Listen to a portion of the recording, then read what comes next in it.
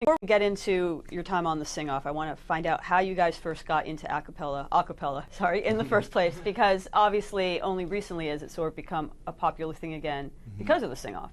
So how did you, at such a young age, kind of gravitate towards that? Well, in high school, Mitch, Kirsty, and we all went to high school in Arlington, Texas, and we were big choir nerds. So we started a little trio thing, and then when I went to USC, I really fell in love with acapella because I joined an acapella group in college called SoCal Vocals, and they were like, "Try out with your trio for the Sing-Off. You should try out. It's a cool show." And I loved that show the first 2 seasons. So I decided to try out, but you have to have 5 people. So we were looking for beatboxers on YouTube, and we found Kevin. He had a cello beatboxing video, and it was awesome, and he was down to do it. And then we found Avi through my friend in SoCal Vocals. He was like, he won the ICCAs with his group from out of nowhere, and he can sing solo, and you should do it. And so the 5 of us got together.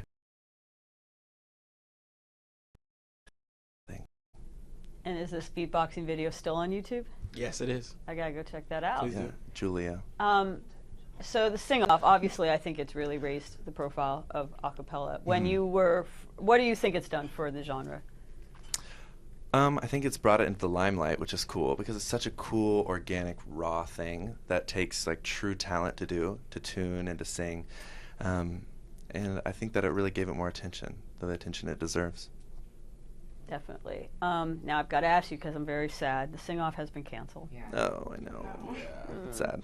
Which I think is ironic because you guys, right after basically the most successful winners to come off of the show, do you feel that maybe there's hope to bring the show back, especially in light of your guys' success? Yeah, I mean, we really do hope so.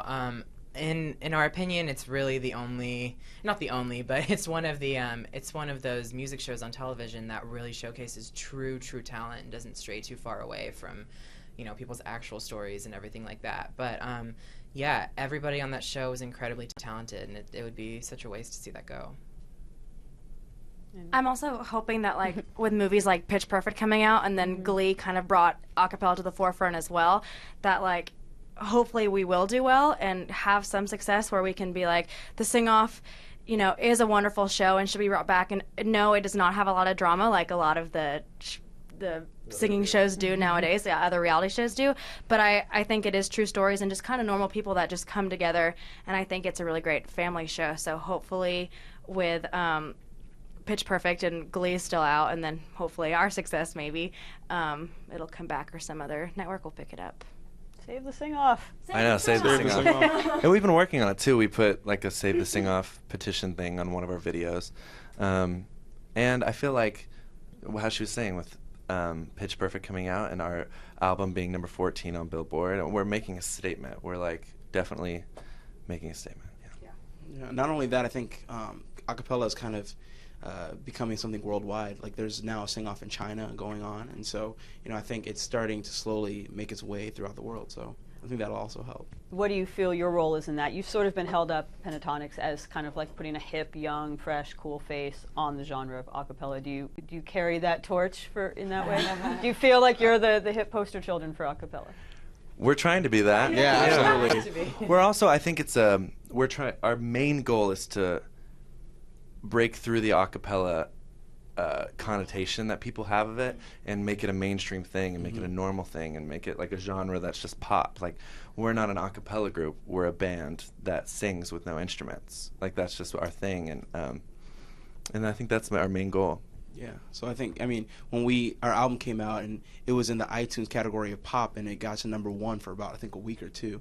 And just to see that, kind of being higher than even people that we really like Justin Bieber and things like that, it gave us that validation that we can continue going forward with what we're doing, and that it could be successful in the mainstream. You guys, are you surprised with things like that? Number 14 on Billboard, number 1 on iTunes. Did you expect that coming out? Not at all. No, we didn't expect it at all.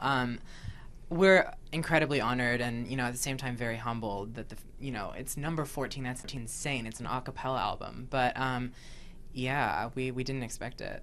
Yeah, it's really cool. Very cool. Yeah. So I think we're just going to continue. I think we're going to continue to set higher goals for ourselves. We would love to see our next album possibly be in the top 10. So we're going to continuously push and do what we can to make acapella really a mainstream thing. Now, with your album, obviously, your EP, there are covers, which is what obviously you guys were known for doing on the show. But interestingly, there are some originals. Can you talk about your writing process? Must be different for doing originals when it's all voice instead of, obviously not taking a guitar out or anything. Yeah. Right. Yeah, it was an interesting thing. We tried writing as a group by just jamming like a random arrangement, and that kind of worked, but we couldn't really get a song together. So I ended up just writing a song. For The Baddest Girl, I ended up just writing myself, just like an a cappella line, and then my friend Ben Bram and I doing that, and my friend and I just arranged it and came up with the chords, and that's ended up how it became. But I know Avi's was a little bit of a different process. Yeah, with my song, I kind of just put together like the chord progression, like the bass line first, and then I just started like singing melodies over it. And then once I had the melody that I liked, I started writing lyrics, and then that inspired the chorus. And then I also went to our producer, and we started doing like the arrangement and stuff, and try to make it like dancey and have like a dubstep breakdown and stuff like that. So yeah, it was really fun to write. But it definitely is hard to write for a cappella. Right. But I think that's not to say that we don't use instruments when we're trying to do our originals. I think right now we're all writing for our second album, PTX Volume 2, and I mean, we've been co-writing with other people, so I mean, I know I co-wrote with somebody yesterday night, and that whole time we used a guitar, and because it just felt pretty good for what we needed to do, because we wanted to kind of write something that's singer-songwriter / pop, and it worked for what we were trying to do, so then we can take that instrumentation and rearrange it for a cappella. So we sometimes use instruments to help us kind of get inspired. So. Now, I imagine if you did this, it would be like people would react the way when Bob Dylan went electric. But would you ever incorporate instruments into your live act or your recordings, or will you always be a cappella? I think for right now we're gonna stick to our sound because that it's working, and if it's not broke, don't fix it, right? So. I'm sorry. Yeah. And it makes us unique. I think it's cool that people know that we do play other instruments. Like I play cello, and these guys play piano and guitar. So I mean, we play it, but I think right now, with what our goal is, I think we're going to stick to our original sound. And also, I think that it's cool because whenever we're like making an arrangement, we're never like, I wish we had an instrument here.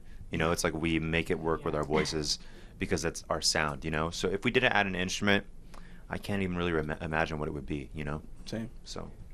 Have you ever been accused of secretly having an instrument in the background? Because I swear to God, it sounds like you do. Okay, I have to tell the story because this guy wrote, I don't know if I'm supposed to single anyone out, this person wrote a blog post about how we had hidden instruments when we filmed our YouTube covers, and that we were just scamming the viewers. And we were like, well, we'll do it for you live if you want. And then someone just commented on YouTube that he was using this octavizer, the sub-synth, to make him sing so low. And as you can see, his hands are out of the frame, so you can see that he's using them. It's just hilarious. It's flattering. We're actually very flattered by it. But I promise you, we do not use instruments. Yeah. It is very flattering that people just can't believe this could be real. Yeah, it is. It's cool. We feel honored, actually. So what's next for you guys? Obviously, you're working on that album. Will it have more originals? Any covers you could give me a scoop on? We don't know about the covers yet. We're going to do covers last. Yeah. For a PTX Volume 1, we did all the covers first, then went to originals. But I think this time around, we're going to get all the originals down and then pick the covers later. Out, yeah. And how many are you thinking? I'm not sure. We haven't decided. We don't know if it's going to be another 6-song EP or if we're going to do a full-length album. It's all up in the air. I've heard you might be doing a Christmas album? Yeah, we are. We just started working on it. It's going to be quite a time crunch. But So it's for Christmas 2012? yeah, Yes. hopefully. All right. Are you going to be doing standard Christmas songs? I suggest you do Band-Aids Do They Know It's Christmas, but that's just me. I would love you to do I it. never heard that. Because it's the 80s song, but Check it was done by 50 people in the 80s, but you could probably recreate I know them all. exactly what you're talking Yeah, about. Well, we yeah, like doing yeah. 80s songs. Well, Yeah. anyway, what are the plans for the Christmas? Well, yeah, we want to do a little bit of traditional, but we also want to kind of change the tradition and make it a little more PTX. It's a very PTXmas. Yes. ptxness. Oh, that's Oh my cute. gosh, that's cool. If We you- might use that. If you We use haven't- that, just give me credit. Ben. Will do. Yeah, we have to. I think it's got a nice ring to it. Get a lot of Well, money. thank you so much for coming. I have one more question for you. Obviously, I want the sing-off to come back, but I'm on a separate campaign if that doesn't happen for Ben Folds to be a judge on American Idol. How do you feel about that? Oh, I think totally agree. That's such a good idea. He is actually a very, very talented human being, and he knows all about music theory. He knows all about vocal techniques, so he would be the perfect He's person for great. that show. And he's funny. I think he funny. was the judge that helped us the most with like his critiques because we took that and we were like, oh, we need to do this better or change this, and then we went back and he was like, oh, better. And we were like, awesome, we did it. So I think he would have like really awesome critiques as opposed to just like being flat out mean or anything like that. They would all be helpful. So I think I approve. Cool. Yeah, if the sing-off doesn't come back, I want him to get work as a judge somewhere else because he is the best judge on TV, I think. Yeah. Yeah, Totally definitely. agree. And he gave you guys praise, so there you go. Thank you. That's why we like him.